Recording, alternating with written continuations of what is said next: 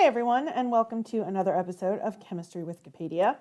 Today I will be doing a tutorial on types of reactions part 1. So we'll be talking about decomposition, synthesis, and combustion reactions. All right, so just to quickly define what each of these are, decomposition is where you take a compound and we separate it into its elements. Synthesis is exactly the opposite of that. We take elements and we combine them into a compound.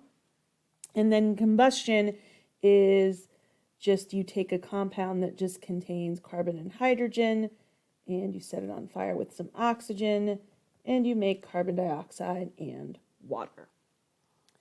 Okay, so these are 3 different types of reactions. So we want to be able to identify them, and then also we want to be able to predict the products of these reactions. All right, so the first thing we check for is to see if it is a combustion, because that's the easiest one to identify. CX, HY, and then O2. If it's yes, then this is combustion. And our products are just CO2 plus H2O. All right, if the answer is no, then we come to our next thing, which is there only one reactant? All right, and then if that is the case, if there is only one reactant, then that means that it is decomposition, which means that we separate into elements. And because we're separating into elements, we need to remember our Brinkel-Hoffing elements. So if we separate it into elements, then we have to make sure that if we have any of these, bromine, iodine, nitrogen, chlorine, hydrogen, oxygen, or fluorine, that we put a 2 as their subscript, because that's how they exist in nature. All right, and then lastly, if this is not the case, no, then do we have 2 reactants, both elements? And if this is the case, then it is synthesis, which means we cross charges and we un-Brinkelhoff, which means that if it's got a subscript of 2, we remove the subscript and we just cross the charges with 1 of each. All right, and then if this is no, then that is for ... part 2. All right, so these are the 3 circumstances that we are looking at, right? So it's either going to be a CH plus O2 compound, or there's going to be 1 reactant, or there's going to be 2 reactants, and then this is how I go about figuring out how to predict the products, and then we balance equations. It's super fun. Okay, so let's do a couple examples here. All right, so first off, we have CH4 plus O2. Is this a CH and O2 compound? Yes, it is. Or a CH compound plus O2. So that means that this is a combustion reaction and the products are always CO2 and H2O. So combustion is the easiest to identify and the easiest to predict the products of because they're always the same products. The trick with combustion is that we have to balance the equation. All right, so we have 1C, 1C, 2 H's, 2 H's, 2 O's. I have 2 O's here and 2 O's here, so that's 4. So I'm going to put a 2 here. So that means my balanced equation is CH4 plus 2O2 yields CO2 plus 2H2O. All right, let's do some more examples here. Okay, so here we have Zn plus As.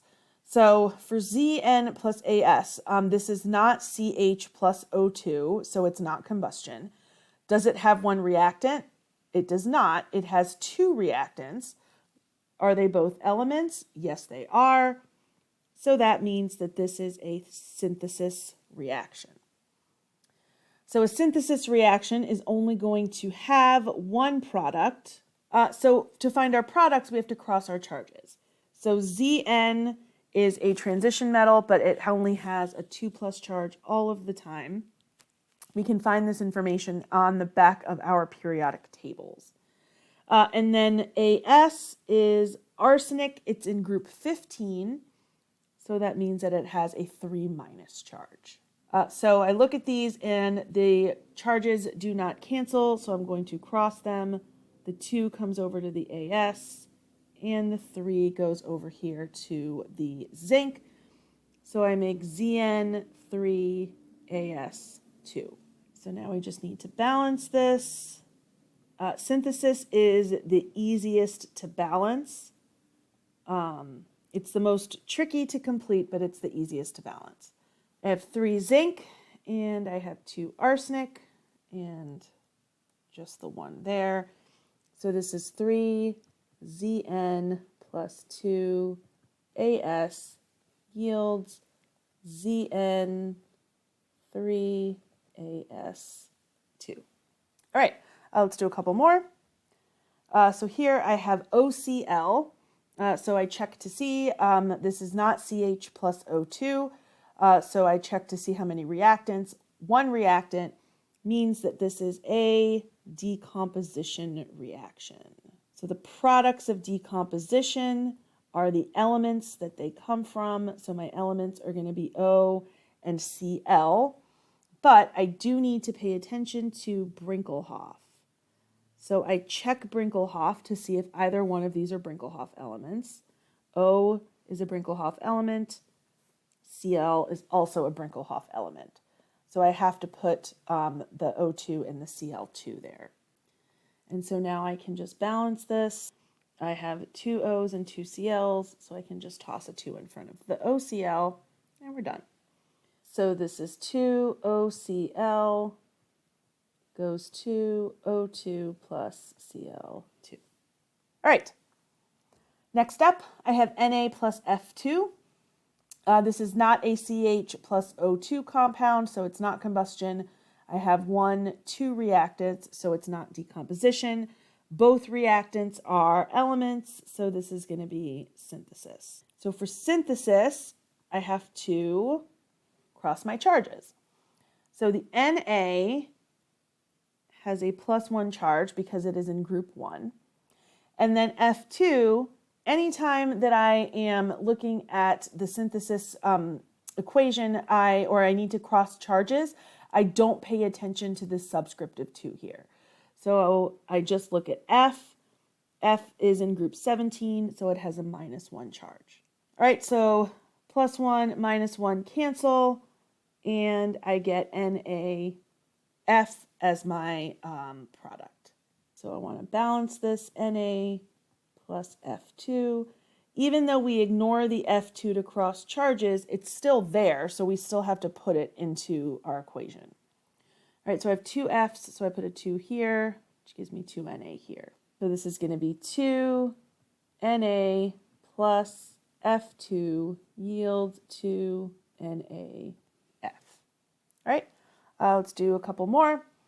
So here I have C3H8 plus O2. This is, in fact, a CH plus O2 compound, so this is going to be combustion. And the products of combustion are always the same. Products here will be CO2 plus H2O. Okay, so to balance this, I have 3 carbons, so I put a 3 here. I have 8 hydrogen, I have 2 here, so I put a 4 here. 6 plus 4 equals 10 oxygen, so I put a 5 here. All right, so I'm going to do C3H8 plus 5O2 yields 3CO2 plus 4H2O. You can just as easily write this 4H2O plus 3CO2. The order of the products does not matter at all. All right, let's do one more. So here, this is not a CH plus O2, so it's not combustion. I only have 1 reactant, which means that it has to be decomposition. So if it is decomposition, I just separate it into its elements. So boron is B, nitrogen is N, and then I check to see if any of them are Brinkelhoffers. And Br is a Brinkelhofer, but B by itself is not. N is right here, so that means that the N has to have a 2 here. So now let's balance this. right, I have B3N5. I have more nitrogen, so I'll start there. 5 on the reactant side, 2 on the product side. My least common multiple here is 10, so I need to multiply this side by 2, product side by 5, and that balances the nitrogen. And then boron, I have 2 times 3 is 6, so I'll just put a 6 right there. So that means that I have 2B3N5 yields 6B plus 5N2. All right, this has been another episode of Chemistry with Wikipedia, tutorial edition. I hope you learned something, and until next time, keep on chemin'.